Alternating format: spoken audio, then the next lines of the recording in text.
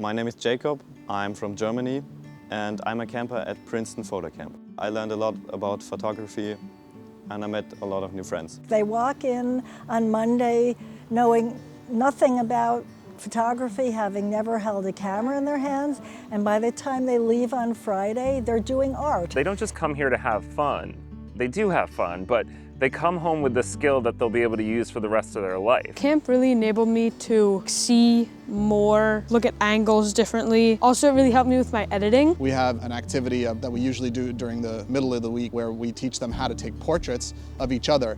And for that, it's really important for them to actually talk to each other, get to know each other, ask each other questions. I think this camp is not just about photography.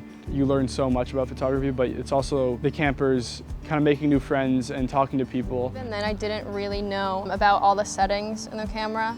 So I felt it was really helpful to learn about actually how shutter speed and aperture and all that stuff works. So now I feel more confident that I'll be able to capture the shot in the way I want to. I think it's just a good place to get started with photography. And it helped me see photography in a whole new way. Even if you're not interested in photography in the beginning, this will make you want to do it for the rest of your life. Honestly, I would recommend it to everyone. Yeah, I absolutely agree with that.